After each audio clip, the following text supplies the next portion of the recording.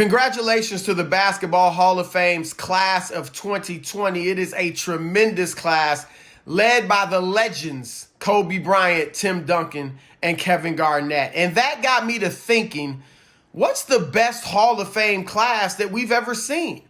So I came up with my top five. At number 5, I'm going with the class of 2016, led by Shaquille O'Neal, Allen Iverson, and Yao Ming. Shaq is arguably the greatest big man of all time with his dominance and his 4 championship rings. Iverson, arguably the greatest small player of all time, even though I've got him rated 3rd behind Steph Curry and Isaiah Thomas. And then Yao Ming, obviously the greatest Asian player we've ever seen, and the only player in NBA history to be above 7 feet 4 inches tall. He was 7'6", to really display all-around basketball skills. He was a scorer. He could rebound. You do pretty much everything. Not a bad passer. 19 points and 9 rebounds for his career. That class also was iconic in terms of the personalities that they brought to the table. I mean, Shaq, we see it still with the great work he's doing on TNT as an analyst and the great nicknames that he gave to himself and to his opponents, the great quotes and comments that he always was good for. And then, of course, Allen Iverson is the embodiment of the hip-hop persona. He was the first player, to my knowledge, to ever wear cornrows in an NBA game, which became a trend. He really, more than any other player, brought together hip-hop and the NBA, which became so important to the NBA's growth, its embrace of hip-hop culture. And, of course, Yao, a bridge between the NBA and China. At number 4, I've got the class of 1987. This was another class filled with iconic and unique personalities. It was led by Pistol Pete Maravich, Walt Clyde Frazier, and Rick Barry. Remember, it's the Basketball Hall of Fame, not just the NBA Hall of Fame. So Pistol Pete, we'll start with him. His legend indeed began in the NCAA. He went to LSU, averaged 44 points a game. That's still a record in Division I. And let's face it, it will never be broken. He goes to the NBA and turns it out with his spectacular style of play, his behind-the-back dribbles and passes, between-the-leg dribbles, fancy shots. Pistol Pete, clearly an icon. Walt Clyde Frazier, one of the greatest point guards of all time. Incredible defense, led the Knicks to 2 championships. And off the court, his style, the way he dressed, which he still has today as the Knicks broadcaster, made him an iconic figure. And then Rick Barry, who wasn't all that popular as a player. A lot of people didn't like him. And I think that's led to him being, I would say, the most underrated superstar in NBA history. I could make a strong argument that Rick Barry is a top 15, 20 player of all time. He won a championship in the ABA and in the NBA. And when he led Golden State to the NBA title in 1975, he averaged more than 30 points a game for that season. His next highest scoring teammate averaged 14. Think about that. Think if somebody did that today, won a championship averaging 30 points, and their next highest scoring teammate was 14, we would be pouring all types of praise and accolades on them. Great class, 1987. At number 3, the class of 1980, led by Oscar Robertson, Jerry West, and Jerry Lucas.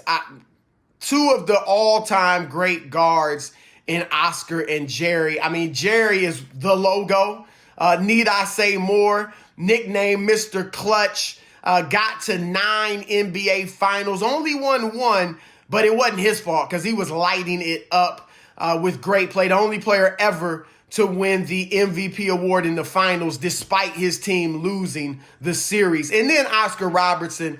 I mean, Oscar is iconic for his all-around play. One of the first great big physical guards, could do it all. And of course, known for averaging a triple-double 1 full season. He was the only player to do that for a 55-year stretch until Russell Westbrook, of course, came along and did it in 2017. The Big O, just an incredible player. And then Jerry Lucas, who actually was a teammate of Oscar Robertson's, Underrated. He's a top 50 player of all time, along with Oscar and Jerry, and averaged 17 points and more than 15 rebounds for his career. At number 2, the class of 2009, led by Michael Jordan. Just having him in and of itself makes it a strong class.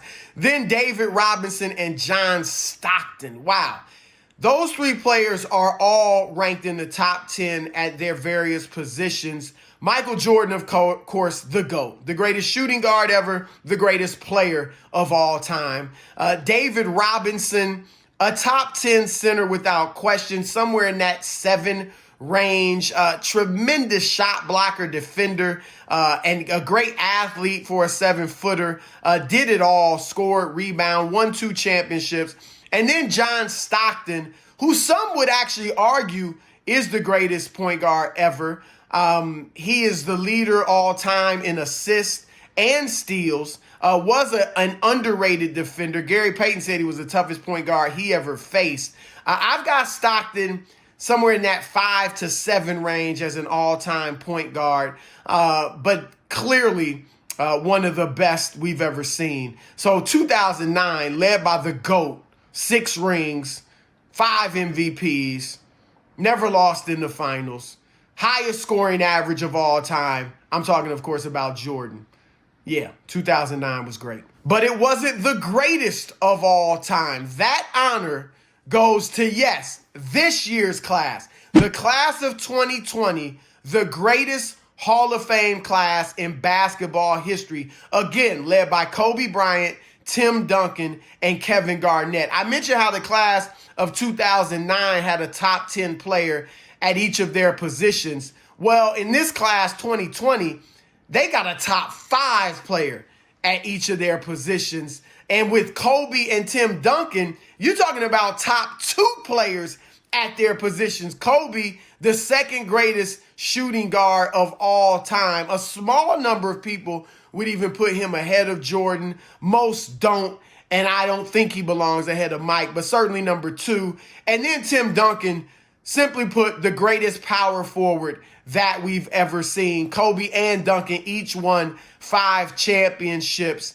And then Kevin Garnett, one of the greatest leaders we've ever seen, with his tremendous defense, his heart, and his all-around play. Most people would have him in the top 5 on their power forward list. So this class is just tremendous. It's legendary, and we are going to see something special as they are inducted into the Basketball Hall of Fame. Congratulations again on simply making the Hall of Fame, but I would say congratulations on another level for being the greatest class of all time.